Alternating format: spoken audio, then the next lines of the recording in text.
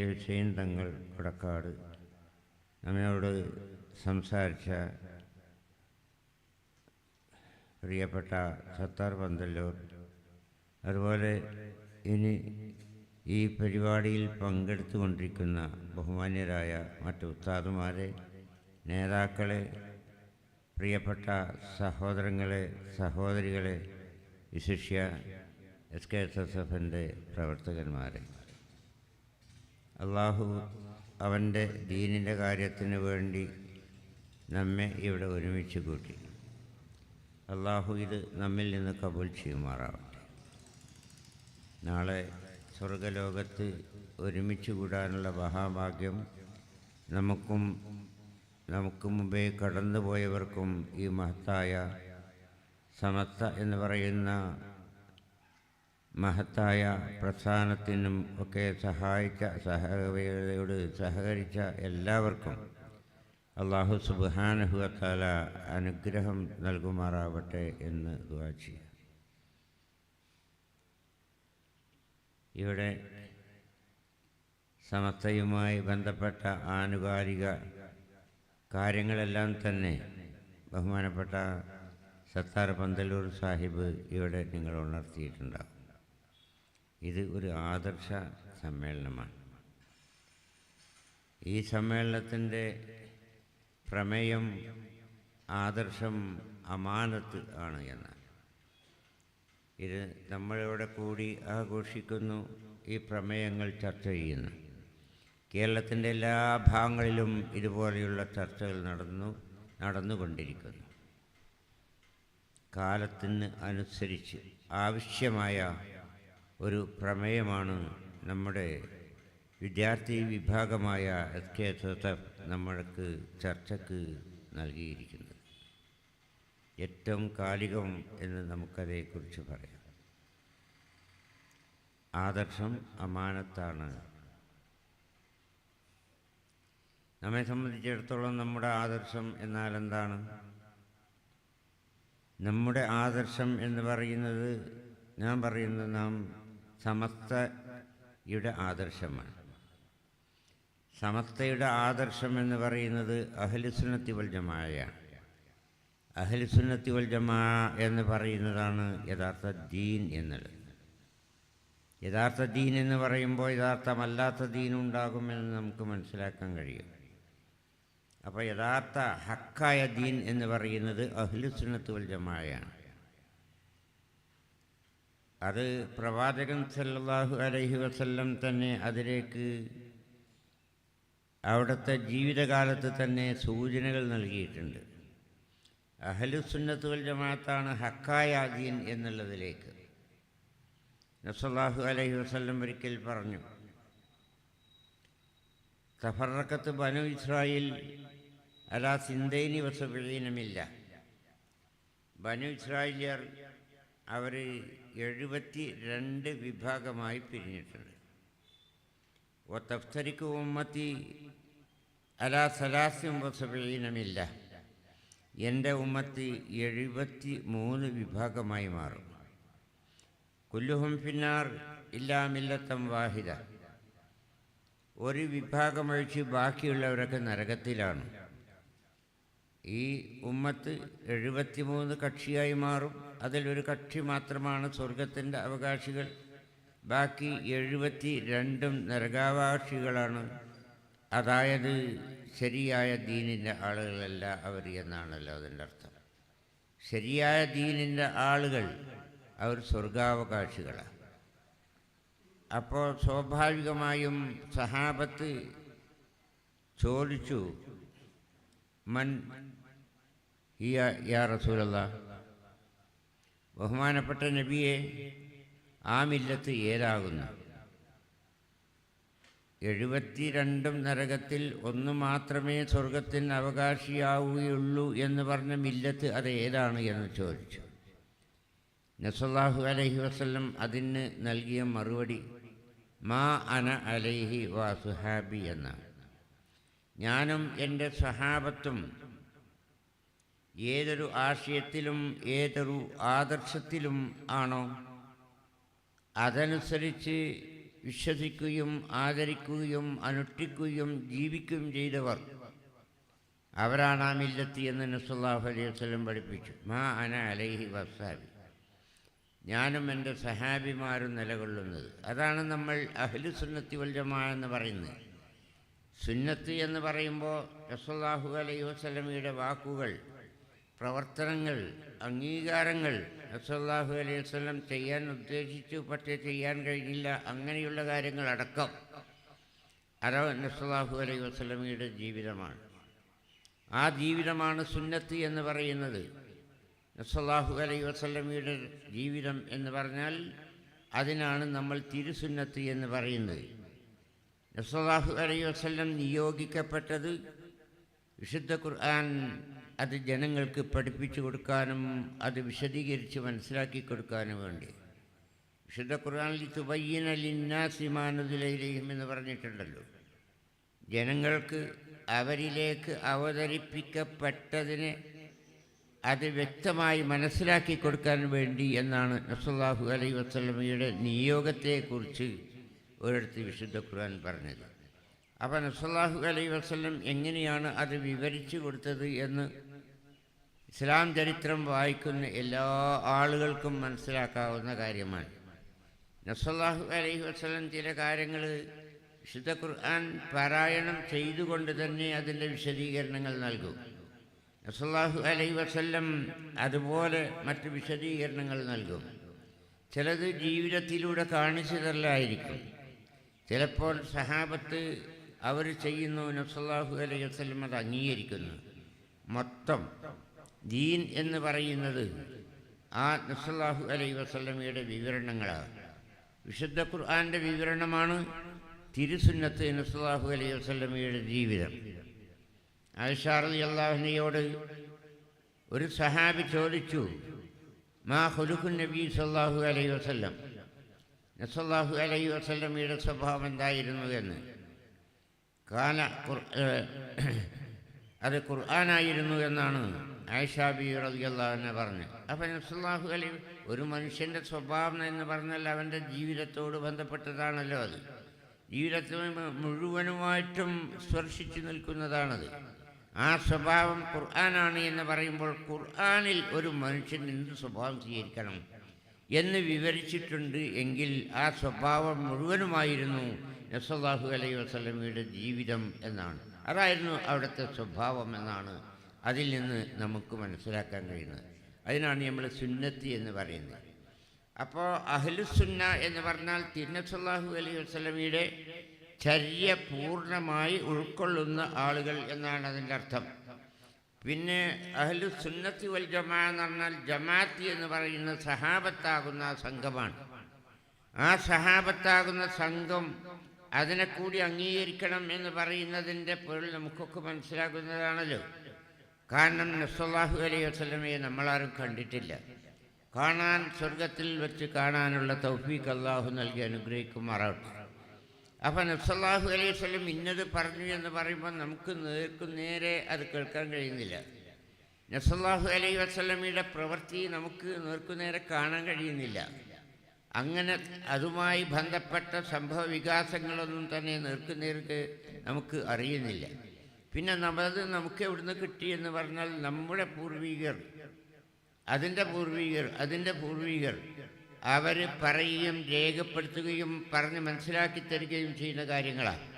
അതെവിടെ നിന്ന് ചെന്നെത്തും? അത് ബഹുമാനപ്പെട്ട സഹാബത്ത്. ആ സഹാബത്താണ് റസൂലുള്ളാഹി അലൈഹി വസല്ലമയുടെ ജീവിതത്തെ പൂർണ്ണമായി മനസ്സിലാക്കിയവർ. അപ്പോൾ തങ്ങൾ വിശുദ്ധ ഖുർആൻ്റെ ബയാനാണ് നടത്തിയതെങ്കിൽ ആ ബയാനെ കണ്ടും കേട്ടും മനസ്സിലാക്കിയവരാണ് സഹാബത്ത് എന്ന് പറഞ്ഞത്. അപ്പോൾ സഹാബത്ത് മാറ്റി നിർത്തി നമുക്ക് പരിശുദ്ധ ദീനിനെ മനസ്സിലാക്കാൻ കഴിയില്ല. അതുകൊണ്ട് എൻ്റെ സുന്നത്തും എൻ്റെ സഹാബത്തിൻ്റെ മാതൃകയും ആര് സ്വീകരിക്കാൻ തയ്യാറാകുന്നുവോ അവരാണ് അഹ്ലു സുന്നത്ത് വൽ ജമാഅത്ത്. അവരാണ് വിജയത്തിൻ്റെ കക്ഷികൾ എന്നാണ് പ്രവാചകൻ സല്ലല്ലാഹു അലൈഹി വസല്ലം പഠിപ്പിച്ചത്. അത് ഏത് കാലത്തും ഈ മാനദണ്ഡം വെച്ച് നോക്കുമ്പോൾ ഏതാണ് ശരിയായ വഴിയെന്ന് ചരിത്രം നമ്മുടെ മുമ്പിൽ വച്ചു തരും. ഞാനതിലേക്ക് കടക്കുന്നില്ല. ഇന്ന് ചുരുങ്ങിയത് ഇവിടെ നമ്മൾ ഒന്ന് ആലോചിച്ച് നോക്കൂ. ബഹുമാനപ്പെട്ട സലാഹുദ്ദീൻ ഫൈസി അള്ളാഹു ദീർഘായുസ്സ് നൽകുമാറാകും. അള്ളാഹു തആലാന്റെ ഖിദ്മത്തിലായിക്കൊണ്ട് ഇന്ന് ഞാൻ ഒന്ന് രണ്ട് ഉദാഹരണം നിങ്ങളുടെ ശ്രദ്ധയിൽപ്പെടുത്തുകയാണ്. നമുക്കൊക്കെ അറിയുന്ന കാര്യങ്ങൾ. നബി സല്ലല്ലാഹു അലൈഹി വസല്ലമയുടെ സുന്നത്ത് അത് സ്വീകരിക്കുന്ന സഹാബത്തിൻ്റെ മാതൃക അത് അംഗീകരിക്കുന്ന അവരാണ് അഹ്ലുസുന്നത്ത് വൽ ജമാഅ. അവരാണ് യഥാർത്ഥ ദീനിൻ്റെ ആളുകൾ എന്നാണ് ആ പറഞ്ഞതിൻ്റെ അർത്ഥം. ഇനി സഹാബത്തിൻ്റെ മാതൃക സ്വീകരിക്കാൻ അഹ്ലുസുന്നത്ത് സുന്നികളല്ലാത്ത എല്ലാ ആളുകളും തയ്യാറുണ്ടോ? അവരുടെ വാദഗതികൾ പരിശോധിക്കുന്ന മനസ്സിലാക്കുന്ന എല്ലാവർക്കും അറിയും, പൂർണ്ണമായി അതിനോട് അവർ യോജിക്കുന്നില്ല. നബി സല്ലല്ലാഹു അലൈഹി വസല്ലമയുടെ സഹാബത്ത്, ആ സഹാബത്ത് ദീനിൽ മാനദണ്ഡമല്ല. ഏതുപോലെ ഈ സമൂഹത്തിലുള്ള മുസ്ലിയാക്കന്മാർ ദീനിന് തെളിവിന് മാനദണ്ഡമല്ലാത്തതുപോലെ സഹാബത്ത് ദീനിന് മാനദണ്ഡമല്ല. അവരുടെ പ്രവർത്തികൾ ദീനിൻ്റെ അടിസ്ഥാനമായി സ്വീകരിക്കാൻ പറ്റുകയില്ല എന്ന് പറഞ്ഞതാ വഹാബി പ്രസ്ഥാനം. അതുപോലെ തന്നെ പിന്നെ മറ്റു വിഭാഗങ്ങളും. ഇനി അവരുടെ പ്രവൃത്തി ഒന്ന് നോക്കൂ. നമ്മൾ ജുമാക്ക് ആദ്യം ഒരു ബാങ്ക് കൊടുക്കും. ഇപ്പം നമ്മളവിടെയൊക്കെ സമയം ആയാൽ ഉടനെ ഒരു ബാങ്ക് കൊടുക്കും. ആ ബാങ്ക് കേട്ട് ആളുകളൊക്കെ പള്ളിയിലേക്ക് വരും. ആ പള്ളിയിൽ വന്നതിന് ശേഷം നമ്മൾ സുന്നത്തൊക്കെ നിസ്കരിക്കുന്നു. ആ നിസ്കരിച്ചതിന് ശേഷം ഒരു മഹ്ശറ വിളിയുണ്ട്, ആശറൽ മുസ്ലിമീൻ എന്ന് പറഞ്ഞുകൊണ്ട്. അതിൻ്റെ ശേഷം ഒരു ബാങ്ക് കൊടുക്കുന്നുണ്ട്. അത് കേട്ടിട്ടുണ്ടല്ലോ. മുമ്പ് സമയമായപ്പോൾ ഒരു ബാങ്ക് കൊടുത്തിട്ടുണ്ട്. ഇതൊക്കെ ഒരു നിസ്കാരത്തിന് വേണ്ടിയാണ്. ഒരു ബാങ്ക് കൊടുത്തിട്ടുണ്ട്, രണ്ടാമതൊരു ബാങ്ക് കൊടുക്കുന്നു. ആ ബാങ്ക് കൊടുത്തതിന് ശേഷം ഇമാമ് മിമ്പറിൽ കയറുന്നു. കയറി സലാം പറഞ്ഞ് ഇരുന്നതിന് ശേഷം പിന്നെ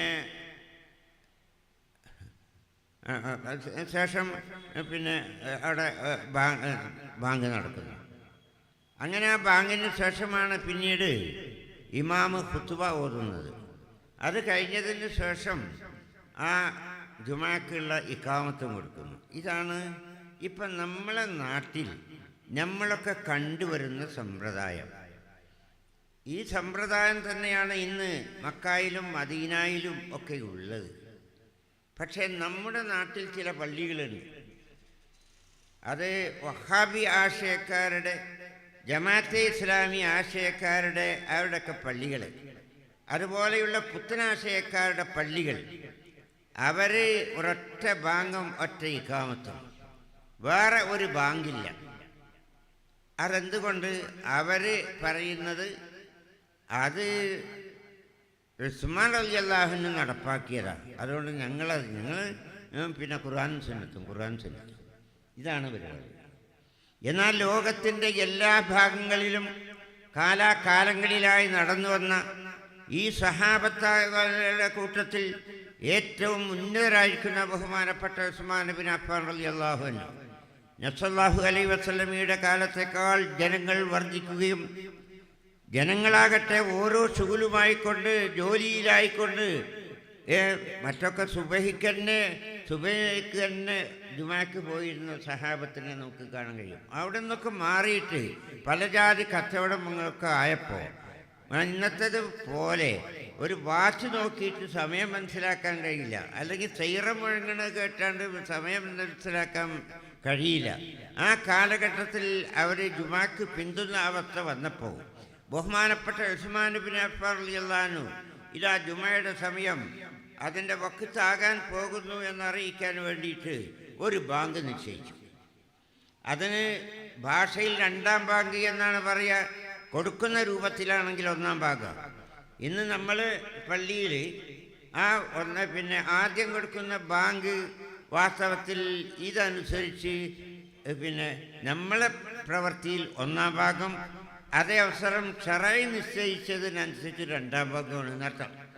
ഈ രണ്ടാം ഭാഗം നിശ്ചയിച്ചത് ഉസ്മാൻ ബിൻ അഫ്ഫാൻ റളിയല്ലാഹു അൻഹു. അഹ്ലുസുന്നത്ത് വൽ ജമാഅത്തിൻ്റെ സർവ്വവിശ്വാസികളും അവർ ഉസ്മാൻ ബിൻ അഫ്ഫാൻ റളിയല്ലാഹു അൻഹുവിൻ്റെ മാതൃക സ്വീകരിച്ചു.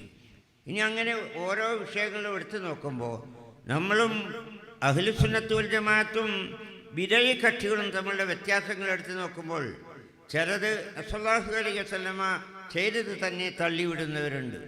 അതുപോലെ തന്നെ സഹാബത്ത് ചെയ്തതിനെ തള്ളിവിടുന്നവരുണ്ട്. ഞാൻ നീണ്ട് സംസാരിക്കുന്ന സലാഹുദ്ദീൻ ഫൈസി പഠിക്കുന്ന ധാരാളം നിങ്ങൾക്ക് ആവശ്യമായ കാര്യങ്ങൾ പറഞ്ഞു തരും.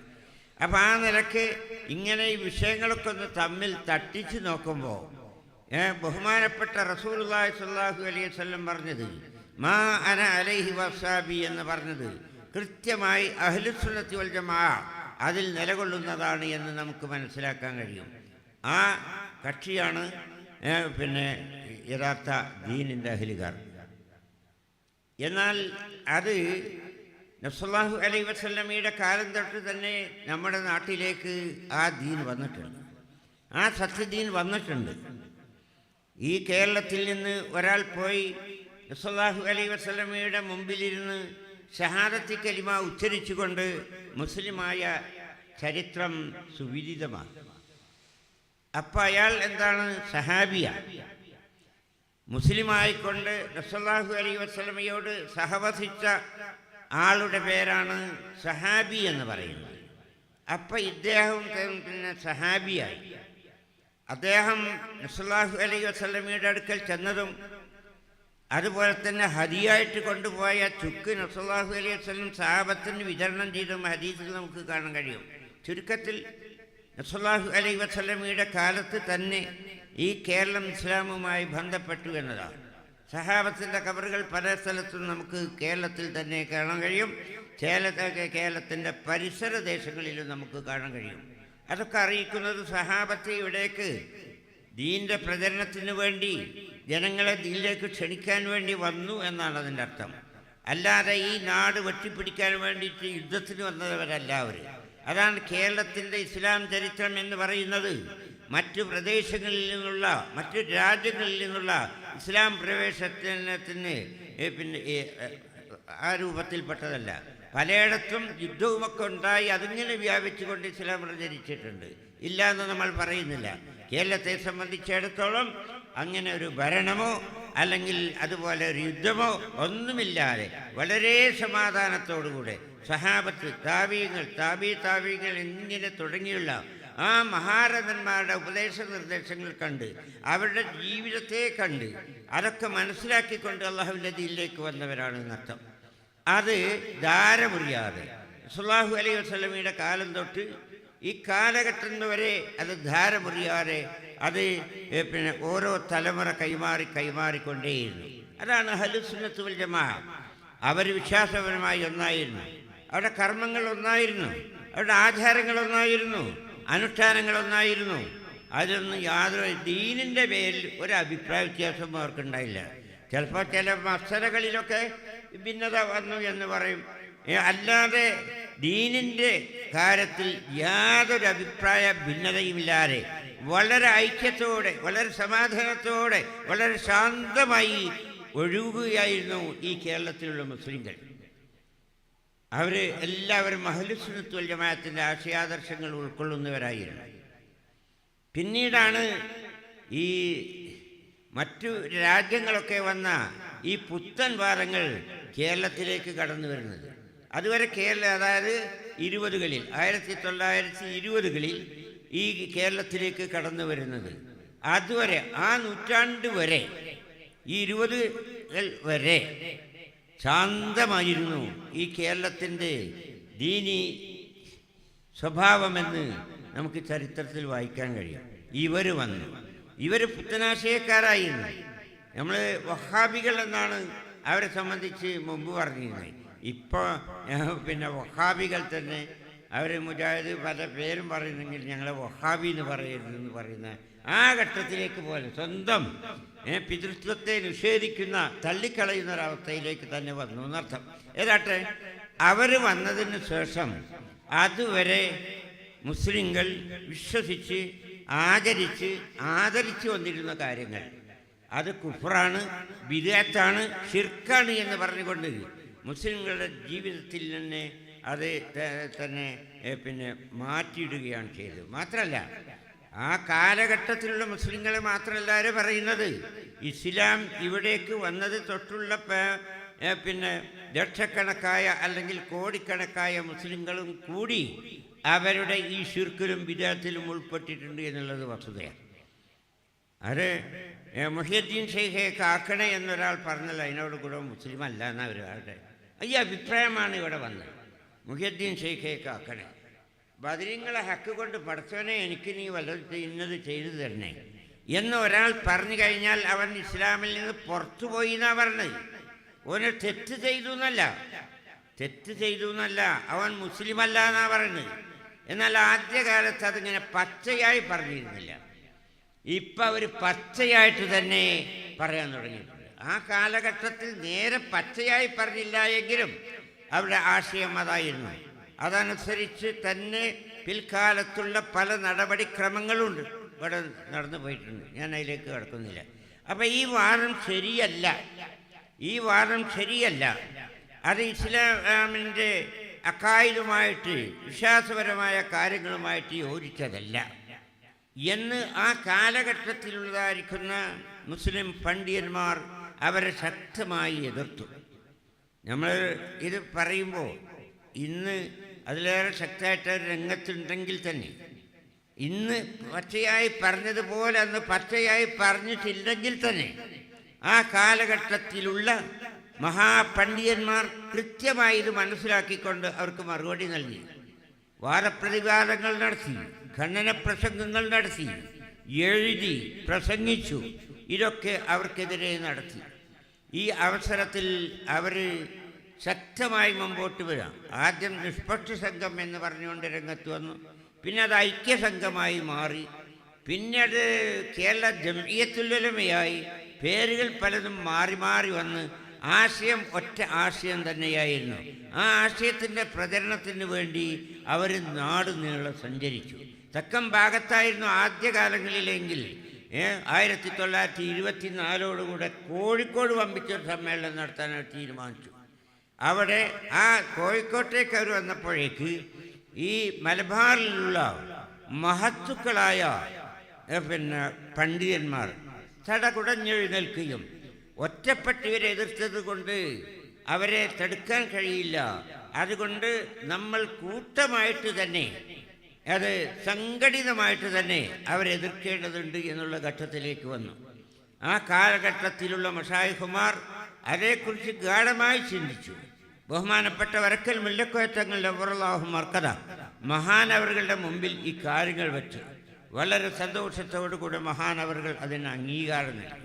അങ്ങനെയാണ് 1925 കുറ്റിച്ചിറ പള്ളി, കോഴിക്കോട് വലിയ പള്ളി എന്നാണ് ആ കാലഘട്ടത്തിൽ അതിനെ പറഞ്ഞിരുന്നത്, അവിടെ വച്ച് പണ്ഡിതന്മാരുടെ ആലിമീങ്ങളുടെ ഒരു യോഗം ചേർന്നു. ആ യോഗത്തിൽ വെച്ച് ഒരു പണ്ഡിത സംഘടന അവരുണ്ടാക്കി. ആ സംഘടനയുടെ കീഴിലായിക്കൊണ്ട് ഈ ആശയപ്രചരണമായി അവർ മുമ്പോട്ട് പോയി. മാത്രമല്ല, ഈ വഹാബി പ്രസ്ഥാനം എവിടെയെല്ലാം നാശങ്ങൾ വിതച്ചോ അവിടെയെല്ലാം ചെന്നുകൊണ്ട് അതിൻ്റെ സത്യാവസ്ഥ ആ നാട്ടുകാർക്ക് ബോധ്യപ്പെടുത്തി കൊടുത്തു. അതിനവർ സമ്മേളനങ്ങളുണ്ടാക്കി, പൊതുയോഗങ്ങളുണ്ടാക്കി. അങ്ങനെ ശക്തമായി 1 കൊല്ലം കൃത്യമായിട്ട് അവർ പ്രവർത്തിച്ചു. ആ പ്രവർത്തിച്ചപ്പോൾ എന്തുണ്ടായി? അവരെ പരത്തിയ ആശയങ്ങളെ ജനങ്ങൾക്ക് അതിൻ്റെ സന്നിധാനം കാണാൻ കഴിഞ്ഞു. ഈ പ്രവർത്തനത്തിലൂടെ അള്ളാഹുവിൻ്റെ ദീനിന് വേണ്ടി സംഘടിതമായി, സുന്നത്ത് ജമാഅത്തിന് വേണ്ടി സംഘടിതമായി പ്രവർത്തിക്കാൻ പറ്റുന്ന കരുത്തുറ്റ പരിശീലനം സിദ്ധിച്ച വലിയ ഒരു വിഭാഗം പണ്ഡിതന്മാരുണ്ടായി. അങ്ങനെ 1926 കോഴിക്കോട് വച്ച് അവിടെ ടൗൺ ഹാളിൽ വച്ച് അവിടെ ഒരു പണ്ഡിതന്മാരുടെ ഒരു കൂട്ടായ്മ, ഒരു യോഗം ചേർന്നു. ആ യോഗത്തിൽ വെച്ച് ബഹുമാനപ്പെട്ട വരക്കൽ മുല്ലക്കോയത്തങ്ങൾ നവ്വറല്ലാഹു മർക്കദ മഹാനവറുകൾ പ്രസിഡൻ്റായിക്കൊണ്ട് ഒരു സംഘടന, ആദ്യത്തെ സംഘടന ഒന്ന് വിപുലീകരിച്ച് സമസ്ത കേരള ജംഇയ്യത്തുൽ ഉലമ എന്ന നാമധേയത്തിൽ മഹത്തായൊരു സംഘടന രൂപീകരിച്ചു. 1926 ജൂൺ മാസം 26 അത് രൂപീകരിച്ചു. അൽഹംദുലില്ലാഹ് അത് മുതൽക്ക് പ്രവർത്തനം വ്യാപിച്ചു. വഹാബികൾ ഏതെല്ലാം മാർഗങ്ങളെടുത്തോ അവർ ആ കാലഘട്ടത്തിൽ സ്വീകരിച്ച മാർഗം ഇന്നും സ്വീകരിച്ചുകൊണ്ടിരിക്കുന്ന മാർഗം അഭ്യസ്ത വിദ്യരെ, അവർക്ക് ഈ ദീനീ ഉലൂമുമായിട്ട് വലിയ ബന്ധമുണ്ടാവില്ല, അവരൊക്കെ പറഞ്ഞ് ശരിയാക്കി അഭ്യസ്ത വിദ്യരെ കൂട്ടുപിടിച്ചു. അതുപോലെ തന്നെ സമ്പന്നന്മാരെ കൂട്ടുപിടിച്ചു. ഈ രണ്ട് കൈമുതലുകളുമായിട്ടാണ് അവർ വ്യാപകമായ പ്രചരണം നടത്തിയത്. അത് ഓരോ രാജ്യത്തെ പിന്നെ അവരുടെ പ്രചരണത്തിൻ്റെ പാടും മറ്റു കാര്യങ്ങൾ മനസ്സിലാക്കുന്നവർക്ക് ഈ അടിസ്ഥാനം മനസ്സിലാവും. ഏതായിരുന്നാലും അങ്ങനെ വമ്പിച്ച പ്രവർത്തനങ്ങൾ നടത്തി 25 വർഷം ഈ സുന്നത്ത് ജമാഅത്തിൻ്റെ ആശയാദർശങ്ങളെ നിലനിർത്താനും അതിനെ വളർത്താനും അതിനെതിരെ വന്ന സകലമാന പ്രതിലോമ ശക്തികളെയും എതിർക്കാനും വേണ്ടിയിട്ട് അവർ വമ്പിച്ച സമ്മേളനങ്ങൾ നടത്തി. അതുപോലെ തന്നെ ഖണ്ഡന പ്രസംഗങ്ങൾ നടത്തി. അതുപോലെ തന്നെ പിന്നെ വാഗ്വാദങ്ങൾ നടത്തി. അങ്ങനെ ശക്തമായ പ്രവർത്തനത്തിലൂടെ സുന്നത്ത് ജമാഅത്തിൻ്റെ അടിത്തറവടെ നിലനിർത്തി അതിനെ വളർത്തിക്കൊണ്ടുവരികയാണ് ആ കാലഘട്ടത്തിൽ അവർ നിരന്തരമായി ചെയ്തത് എന്ന് ഓർക്കുക. 25 വർഷക്കാലം ഈ ആദർശ പോരാട്ടമായിരുന്നു അവരുടേത്. സമസ്ത രൂപീകരിക്കുമ്പോൾ അതിൽ 1ഉം 2ഉം അതിൻ്റെ ലക്ഷ്യം 1ഉം 2ഉം സുന്നത്ത് ജമാഅത്താണ്. ഒന്നാമത്തേത് ദീനിനെ, സുന്നത്ത് ജമാഅത്തിൻ്റെ ആശയങ്ങൾ അതിൻ്റെ നിലപാടുകൾക്കനുസരിച്ച് ജനങ്ങളിലേക്ക് പ്രബോധനം ചെയ്യലാണെന്ന്. അതുപോലെ തന്നെ രണ്ടാമത്തേത് പറയുമ്പോൾ ആ പ്രബോധനം ചെയ്യുകയും സുന്നത്ത് ജമാഅത്തിന് എതിരെ വരുന്ന സകലമാന ശക്തികളെയും നിയമാനുസൃതം തടയുകയും ചെയ്യുക എന്നുള്ളതാണ് മറ്റൊന്ന്. ഈ 2 കാര്യങ്ങളാണ് 25 വർഷക്കാലം ചെയ്തത്. അതോടൊപ്പം തന്നെ വിദ്യാഭ്യാസപരമായി എന്ത് ചെയ്യണം, സാമൂഹ്യമായി എന്ത് ചെയ്യണം, രാഷ്ട്രീയമായി ഏത് നിലപാടെടുക്കണം, ഇതൊക്കെ വാസ്തവത്തിൽ ആ ഭരണഘടന പരിശോധിച്ച ആർക്കും മനസ്സിലാക്കാൻ കഴിയും. ആ ഭരണഘടനക്കനുസരിച്ചാണ് സമസ്ത കേരള ജംഇയ്യത്തുൽ ഉലമ ഇക്കാലം അത്രയും പ്രവർത്തിച്ചത്. ഭരണഘടനക്കെതിരായിട്ട് ഒരിക്കലും പ്രവർത്തിച്ചിട്ടില്ല. ആ കൂട്ടത്തിൽപ്പെട്ടതാണ് വിദ്യാഭ്യാസ പ്രശ്നങ്ങളിൽ ഇടപെടുക എന്നുള്ളത്.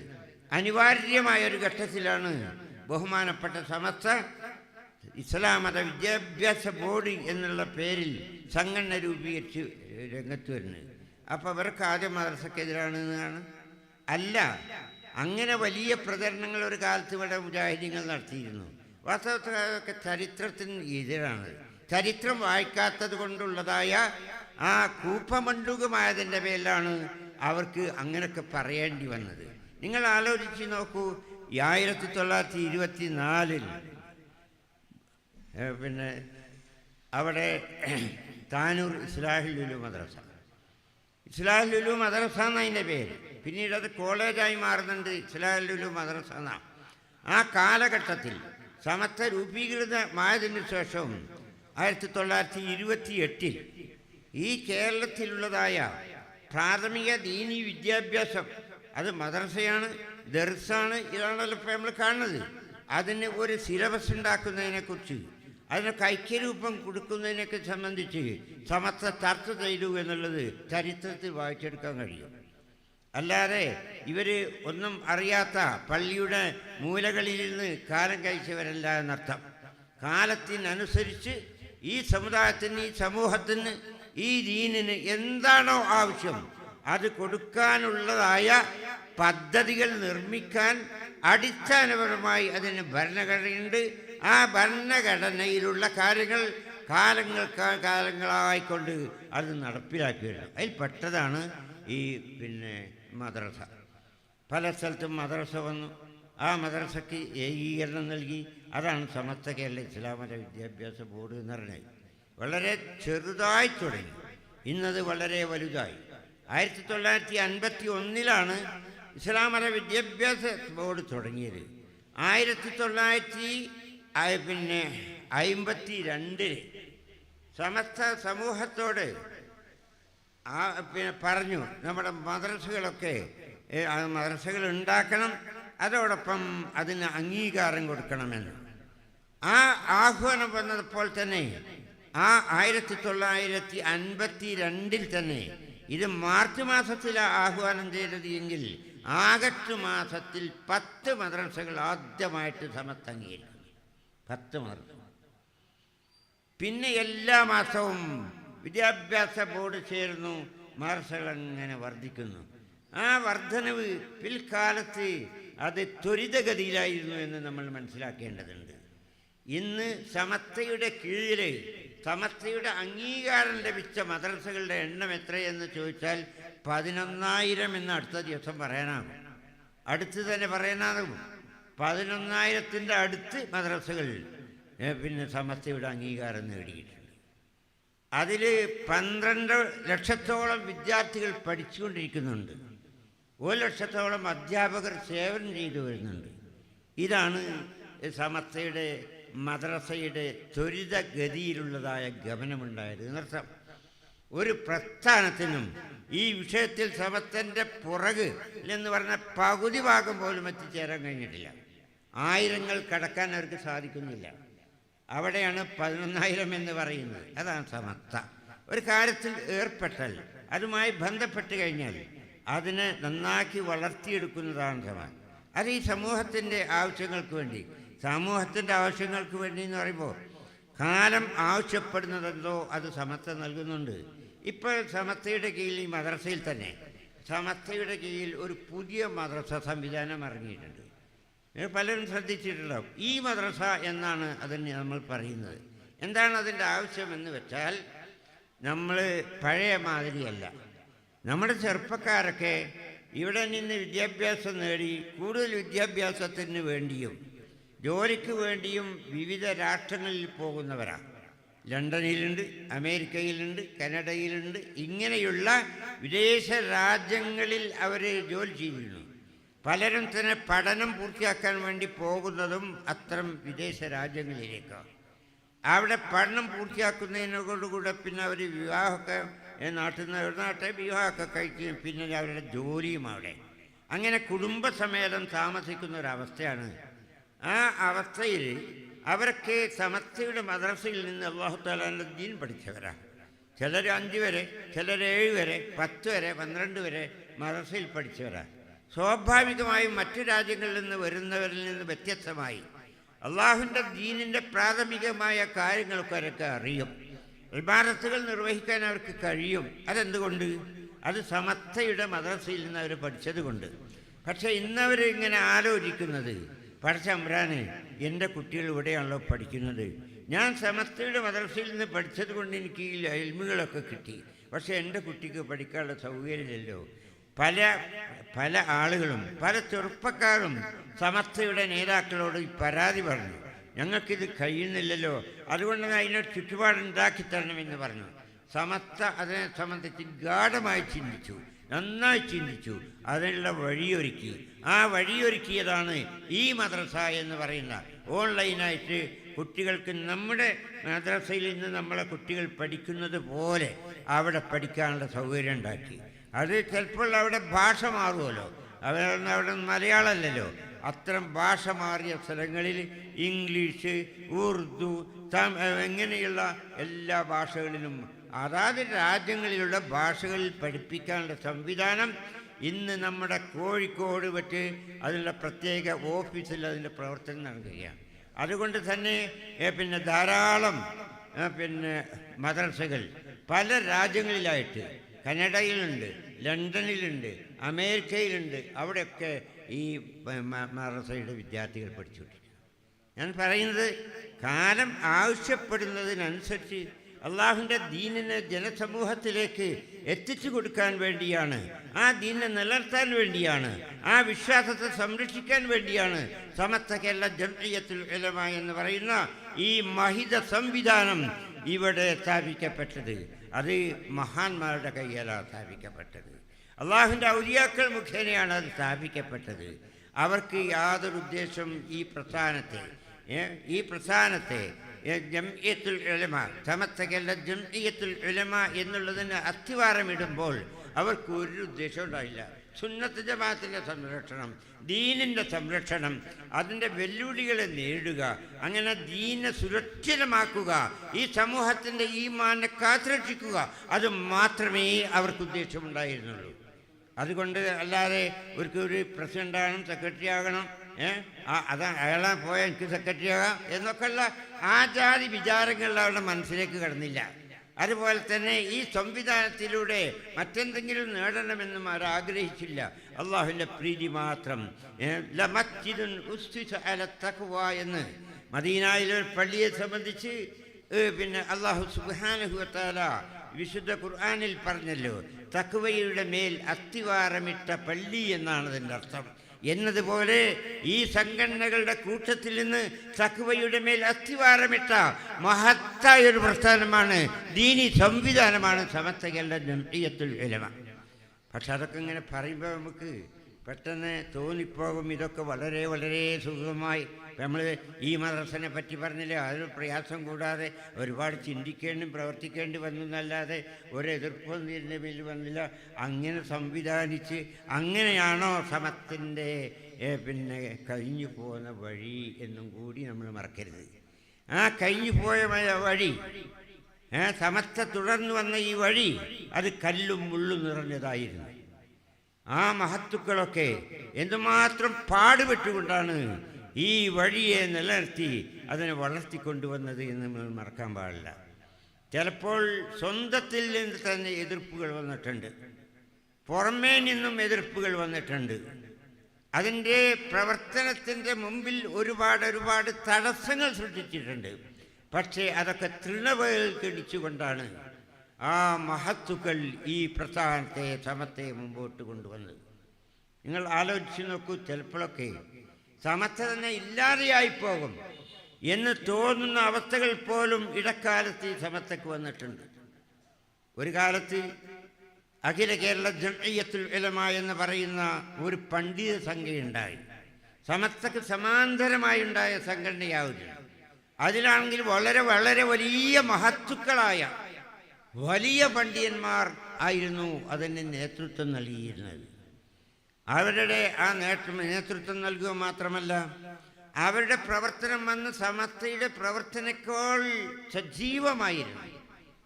ആ അവസരത്തിൽ പുറമേ നിന്ന് കാണുന്ന ഒരാളെ സംബന്ധിച്ചിടത്തോളം, ഈ സമസ്തയുടെ ഒപ്പം നിൽക്കുന്ന ആളുകളെ സംബന്ധിച്ചിടത്തോളം പോലും ഇവരുടെ ഈ മുന്നേറ്റം കണ്ടാൽ സമസ്ത തന്നെ ഇല്ലാതെയായി പോകുമോ എന്ന് സംശയിക്കുന്ന തരത്തിലുള്ള പ്രവർത്തനങ്ങളായിരുന്നു അവർ നടത്തിയിരുന്നത്. പക്ഷേ അത് എങ്ങനെയായി? പിന്നെ കുറച്ചു കാലം അത് പ്രവർത്തിച്ചു, പിന്നെ അതിങ്ങനെ പിരിച്ചുവിടാൻ പോലും ആളില്ലാത്ത അവസ്ഥയായി. ബഹുമാനപ്പെട്ട പാണക്കാട് സയ്യിദ് പൂക്കോയത്തങ്ങൾ മഹാനവറുകൾ പറഞ്ഞു, ഇവിടെ അഖില വേണ്ട, ഇവിടെ അഖില വേണ്ട, ഇവിടെ സമസ്ത മതി എന്ന് പറഞ്ഞാൽ അതോടുകൂടി അതിങ്ങനെ ഇല്ലാതെയായി. പിന്നെ പിരിച്ചുവിടാൻ പോലും ആളുണ്ടായില്ല. അതാണ് സമസ്തൻ്റെ വഴിയിൽ വന്ന മാർഗങ്ങൾ. പിന്നെ സമസ്ത ഓരോ കാര്യങ്ങളിൽ ദീനിൻ്റെ തീരുമാനം എടുക്കുമ്പോൾ, ഹക്കായ തീരുമാനം എടുക്കുമ്പോൾ പല ആളുകൾക്കും അത് ദഹിക്കൂല. ആ ദഹിക്കാത്തവർ അവർക്ക് ആരൊക്കെ കൂട്ടാൻ കഴിയുമോ അവരെയൊക്കെ കൂട്ടി സമസ്തയെ എതിർക്കുന്നതാണ് നമ്മൾ കഴിഞ്ഞ കാല ചരിത്രങ്ങളിൽ നമുക്ക് വായിക്കാൻ കഴിയുന്നത്. കള്ളത്തരീക്കത്തുകൾ, പല തരീക്കത്തുകളും ആദ്യം അത് ശരിയെന്ന് തോന്നുന്ന വിധത്തിലുള്ള പ്രവർത്തനങ്ങളാണ് കണ്ടത്. സ്വാഭാവികമായും തരീക്കത്ത് എന്ന് പറഞ്ഞാൽ ആത്മീയമായ ആ സംശുദ്ധിക്ക് വേണ്ടി ആ ഒരു നല്ല വഴി, ആ നല്ല വഴി ആരും ആഗ്രഹിക്കുന്നതാണ്. ഒരു ഷെയ്ഖിൻ്റെ കീഴിലായിക്കൊണ്ട് ദീനീ ശിക്ഷകൾ, ജീവിത ചിട്ടകൾ വരുത്താൻ, ഈ ആത്മീയോത്കർഷം നേടാൻ ആഗ്രഹിക്കാത്ത യാതൊരു മൂമിനും ഉണ്ടാവുകയില്ല. അപ്പോൾ ആ ഷെയ്ഖ് തരീക്കത്ത് എന്നൊക്കെ പറഞ്ഞപ്പോൾ ഒക്കെ ബാഹ്യത്തിൽ നിന്ന് കൊള്ളാവുന്നതായി തോന്നി. പല ആളുകളും അത്തരം തരീക്കത്തുകളിൽ ചേർന്നു. അത് ദീനിനെ ഇഷ്ടപ്പെടുന്ന, ദീനിയായിട്ട് ജീവിക്കണമെന്ന് ആഗ്രഹിക്കുന്ന അത്തരം ആളുകളാണ് ആ തരീക്കത്തിൽ ചേർന്നത്. ചേർന്ന് കുറേ കാലം കഴിഞ്ഞപ്പോൾ ആ തരീക്കത്തുകളുടെയൊക്കെ തനിനിറം പുറത്തു വന്നു. അപ്പോൾ സമസ്തയിലേക്ക് എഴുത്തു വന്നു. സമത്ത അതിനെക്കുറിച്ച് പഠിച്ചു നോക്കുമ്പോൾ ഇത് ശരീഅത്തിനോട് യോജിക്കുന്ന തരീഖത്തല്ല എന്നവർക്ക് മനസ്സിലായി. അപ്പോൾ അത് സമത്ത ജനങ്ങളെ അറിയിക്കേണ്ടത് അവരുടെ ബാധ്യതയാണല്ലോ. നൂർഷാ തരീഖത്ത്, ആലുവ തരീഖത്ത്, ഇതൊക്കെ അങ്ങനെ ഉണ്ടായി. ഈ തരീഖത്തുകളെ സംബന്ധിച്ച് പറയുന്ന ഘട്ടത്തിൽ ഈ പ്രസ്താവിത ശരീഅത്തിന് വിരുദ്ധമായതാണ്, അതുകൊണ്ട് ജനങ്ങൾ അതിൽ നിന്ന് വിട്ടുനിൽക്കണമെന്ന് പറയുമ്പോൾ ആരായിരുന്നു ആ തരീഖത്തിൽ ഉണ്ടായിരുന്നവർ? സമസ്തയിലെ മെമ്പർമാരടക്കമുള്ളവരുണ്ടായിരുന്നു. അതുപോലെ തന്നെ നാട്ടിൽ ഉമറാക്കൾ, ദീനീ ബോധമുള്ള ഉമറാക്കൾ, ഒരുപാട് വലിയ ഉമറാക്കൾ, നമുക്ക് എന്ത് സഹായം, ദീനിയായ സഹായങ്ങൾ നൽകുന്ന വലിയ ഉമറാക്കൾ, അവർക്ക് ആ തരീഖത്തിൻ്റെ ആളുകളായിരുന്നു. പക്ഷേ അവർക്ക് അങ്ങനെയാണ് എന്ന് വിചാരിച്ചിട്ട്, അല്ലെങ്കിൽ സമസ്തയുടെ മെമ്പർ അതിലുണ്ടെന്ന് വിചാരിച്ചത്, ഹക്ക് മനസ്സിലായപ്പോൾ അത് തുറന്നു പറയുക എന്നുള്ള സമസ്തൻ്റെ ബാധ്യതയാണ്. അതുപോലെ ആലുവ തരീഖത്തും അങ്ങനെ തന്നെയല്ലേ. ആലുവ തരീഖത്തിൽ ആരൊക്കെ ഉണ്ടായിരുന്നത് നമ്മൾ മനസ്സിലാക്കേണ്ടതുണ്ട്. സമസ്തയുടെ ഒന്നിലധികം മെമ്പർമാർ, അത് വലിയ മെമ്പർമാർ തന്നെ,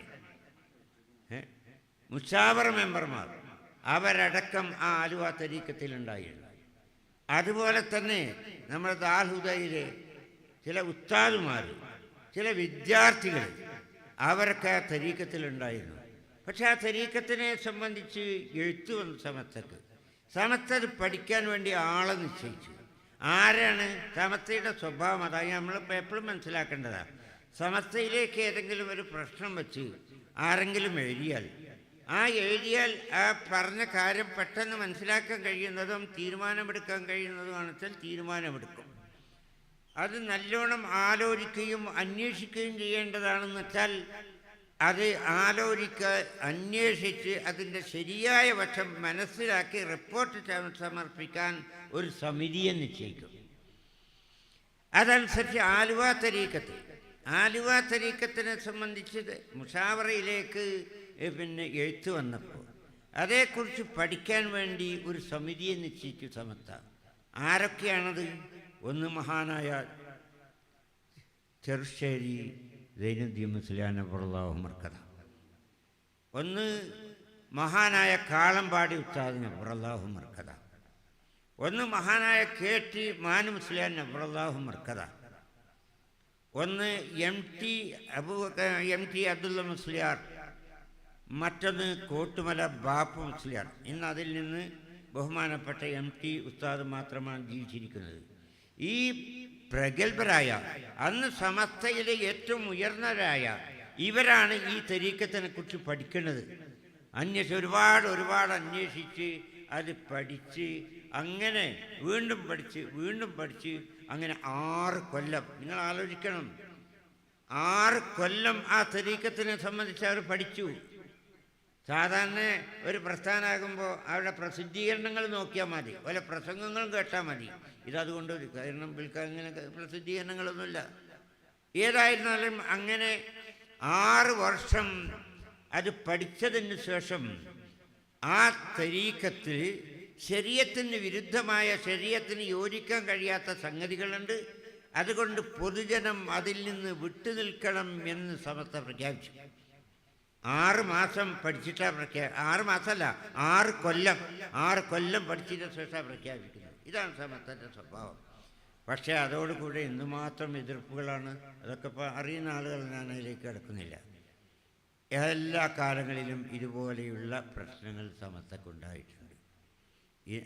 ഞാൻ ആ ഭാഗത്തേക്ക് കിടക്കുന്നില്ല. ഇൻഷാ അല്ലാഹ് സലാഹുദ്ദീൻ ഫൈസി വിശദമായി എത്രയും കാര്യങ്ങൾ നിങ്ങൾക്ക് മനസ്സിലാക്കിത്തരും.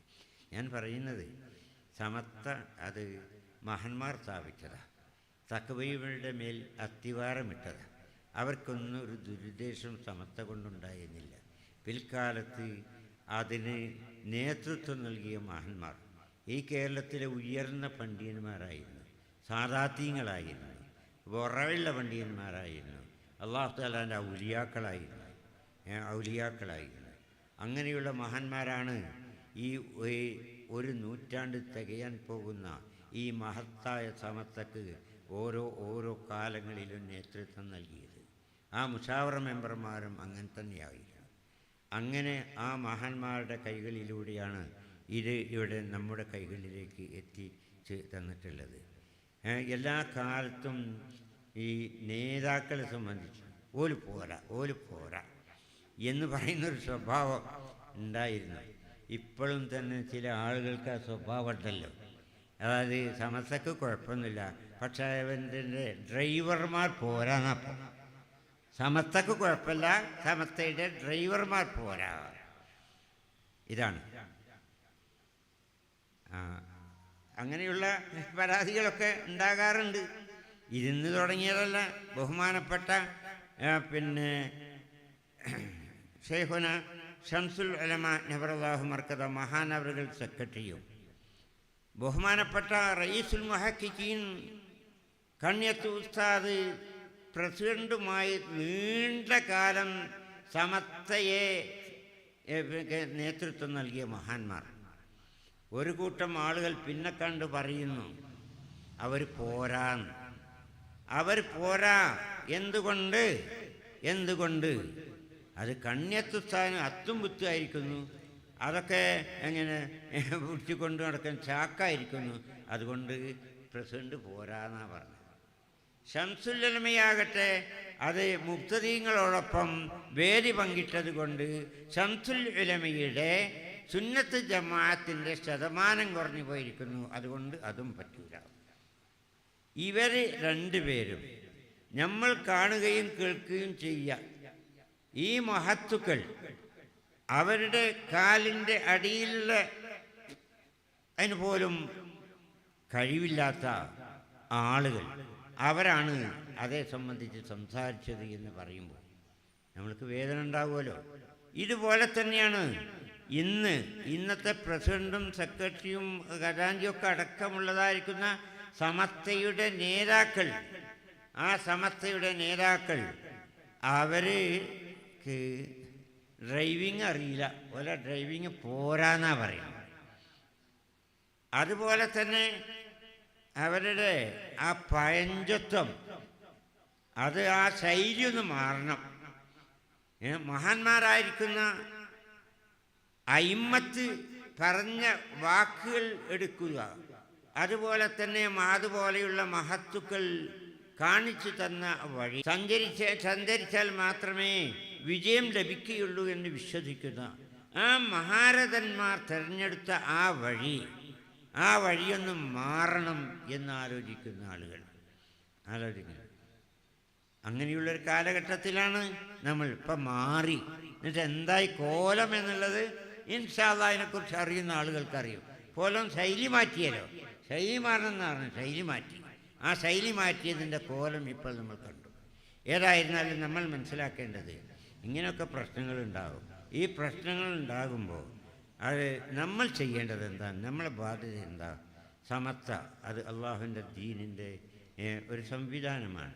ഈ ദീൻ അവിടെ നിലനിർത്തിയത്, കേരളത്തിൽ ഇത്ര ദീനി ചൈതന്യത്തെ ഉണ്ടാക്കി തീർത്തത് അത് സമസ്തയാണ്. അതിൻ്റെ ഒപ്പം നിൽക്കുക. പ്രശ്നങ്ങൾ വരുമ്പോൾ, പ്രതിസന്ധികൾ വരുമ്പോൾ നമ്മൾ വിട്ടു നിൽക്കുകയല്ല, നമ്മൾ കണ്ടില്ല എന്ന് നടിക്കലല്ല. നേരെ മറിച്ച് നമുക്ക് സംസാരിക്കാനോ അല്ലെങ്കിൽ സാമ്പത്തികമോ അല്ലെങ്കിൽ പ്രവർത്തനമോ എന്താണ് നമുക്ക് കഴിയുന്നത് എങ്കിൽ പരമാവധി സഹായം ആ സമയത്തെ നിലനിർത്തുന്നതിലും അതിനെ വളർത്തുന്നതിലും നാം നൽകേണ്ടതുണ്ട്. അതാണ് നമ്മുടെ ബാധ്യത. പൂർവികർ കാണിച്ചു തന്നതും അത് തന്നെയാണ്. അല്ലാഹു സുബ്ഹാനഹു വ തആല മഹാന്മാരുടെ വഴി, ആ വഴിയിലൂടെ സഞ്ചരിക്കാനുള്ള തൗഫീക്ക് നൽകി അനുഗ്രഹിക്കുമാറാവട്ടെ. ഈ സമസ്ത തുടങ്ങിയത് മുതൽ ഇന്ന് വരെ പോന്നതായിരിക്കുന്ന മഹത്തുക്കൾ അള്ളാഹു അവർക്ക് അവരുടെ ദറജ ഉയർത്തി കൊടുക്കുമാറാവട്ടെ. അവർക്ക് കാണിച്ചു തന്ന ശരിയായ വഴിയിൽ ജീവിക്കാനും അള്ളാഹു താലാൻ്റെ ദീനിന് അഹ്ലുസുന്നത്ത് വൽ ജമാഅത്തിന് സമസ്തക്ക് ഖിദ്മത്ത് ചെയ്യാനും അള്ളാഹു സുബ്ഹാനഹു വ തആല നമുക്കേവർക്കും തൗഫീക്ക് നൽകി അനുഗ്രഹിക്കുമാറാവട്ടെ. മരിക്കുമ്പോൾ ഈമാനോടുകൂടെ. ബഹുമാനപ്പെട്ട സലാഹുദ്ദീൻ ഫൈസി ഉസ്താദ് സംസാരിക്കും. അതിനു മുമ്പേ ഒന്ന് രണ്ട് കാര്യങ്ങൾ ഉണർത്താനുള്ളത്. ഇൻഷാ അല്ലാഹ് തൃക്കടിരി മേഖല ഈത്തപ്പഴ ചലഞ്ചിൻ്റെ പോസ്റ്റർ പ്രകാശനം ഇവിടെ നടന്നു. ഇൻഷാ അല്ലാഹ് ശാഖ കമ്മിറ്റി മുഖേന അത് ഇൻഷാ അല്ലാഹ് നമ്മൾ നടപ്പിലാക്കുമ്പോൾ എല്ലാ